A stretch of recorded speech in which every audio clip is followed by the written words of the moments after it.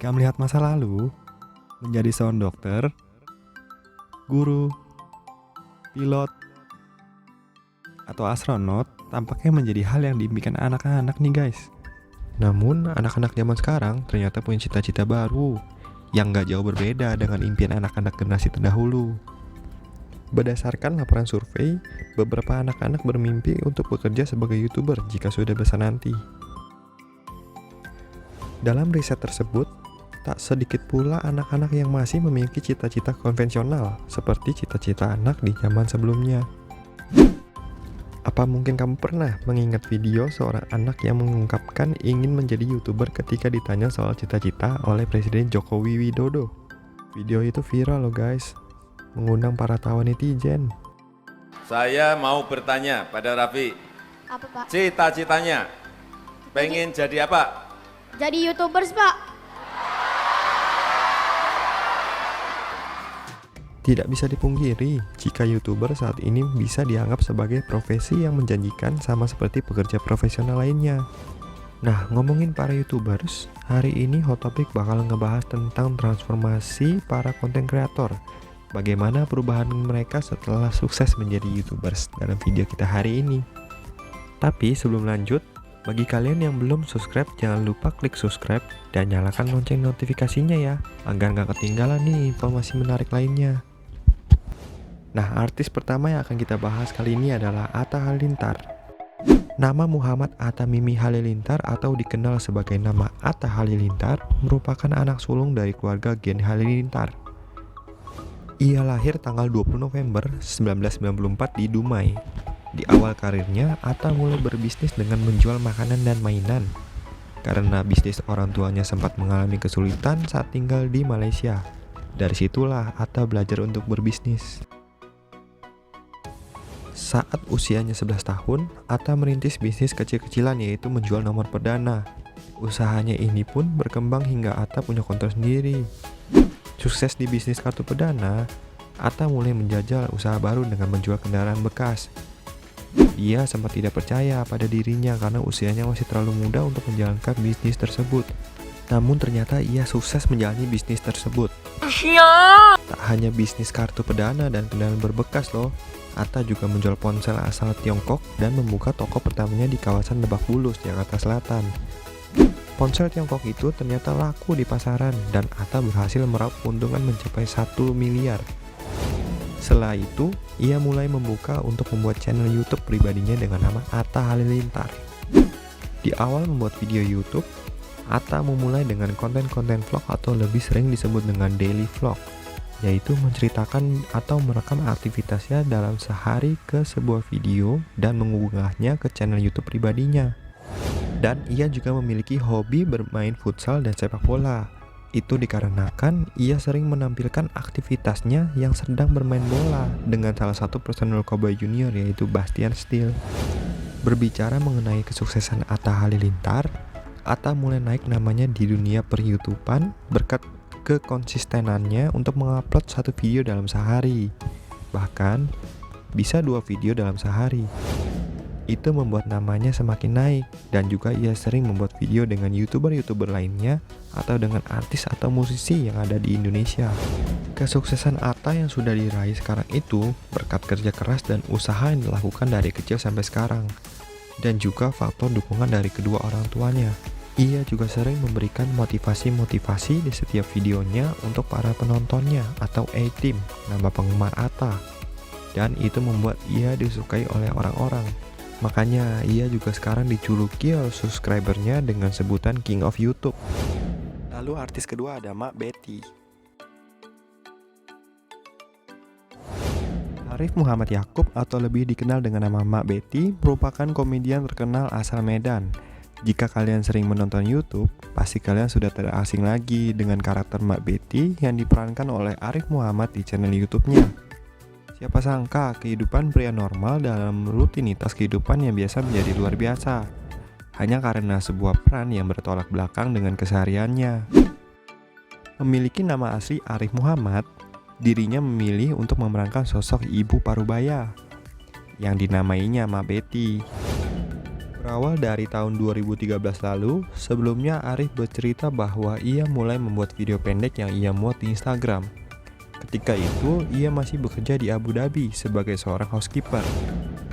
Disinilah seperti yang kita singgung di awal, ia sangat merindukan kampung halamannya sehingga terinspirasi untuk membuat sosok Mbak Betty di dalam video singkat.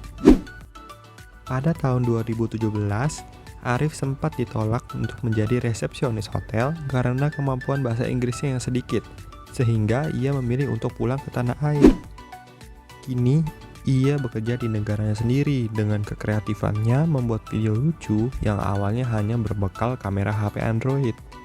Arif kemudian membuat konten video, hingga pada proses editing pun menggunakan aplikasi dari handphonenya. Lalu mulai diunggahlah video-video singkat itu melalui akun Instagramnya. Hingga saat ini kita bisa jumpai juga di YouTube-nya.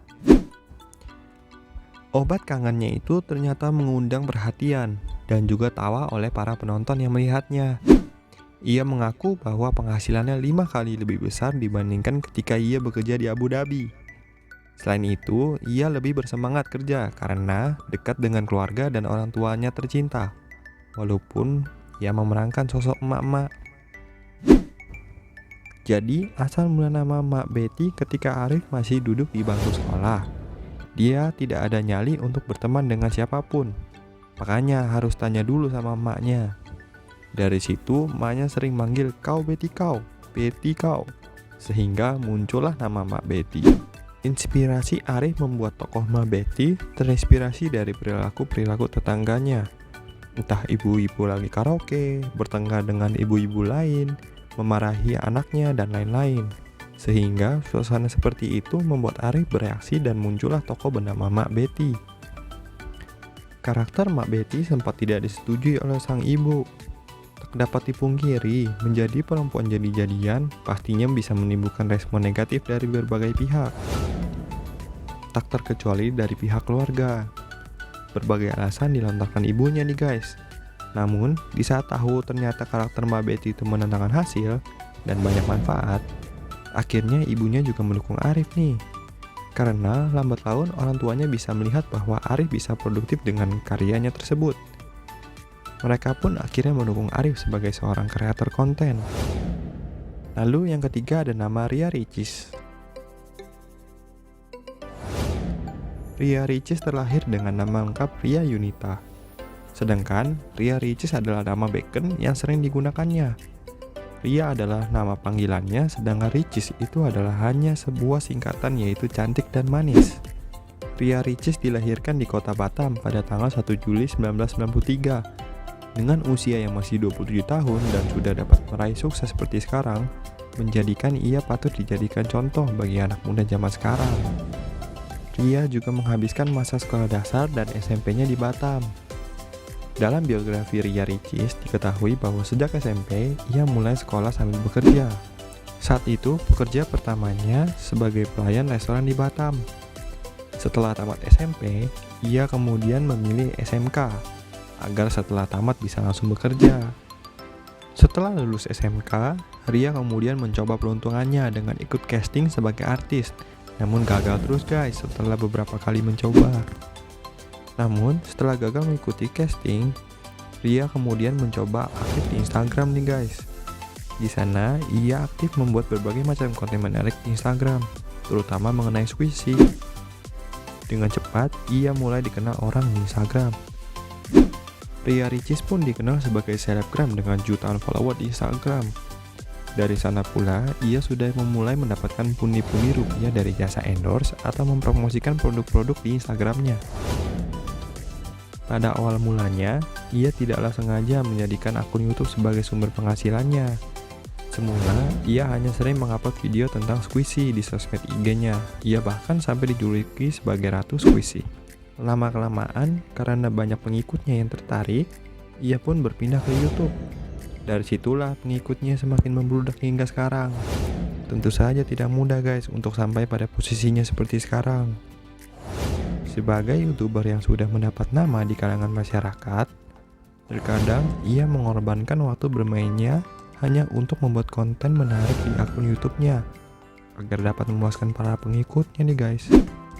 Untuk di YouTube sendiri, ia tidaklah hanya menyuguhkan cara membuat squishy saja, tetapi kini dalam channelnya, ia sering menggandeng banyak artis ternama untuk diajak membuat konten. Kadangkala, ia juga membuat prank yang ditunjukkan kepada masyarakat atau orang yang sedang naik daun pada zaman sekarang. Tetapi pengikutnya tidak hanya banyak di YouTube loh guys, di akun IG juga. Makin hari makin bertambah banyak.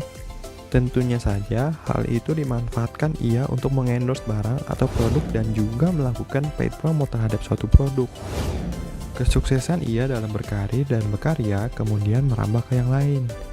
Hal tersebut terbukti bahwa ia pernah didapuk dalam beberapa film Indonesia yang berjudul Selebgram, Mars Met Venus, The Underdogs, Young Wispen, dan masih ada beberapa film yang lainnya. Meski bukan menjadi aktor utamanya, tetapi setidaknya ia pernah mencoba peruntungannya dalam dunia perfilman Indonesia.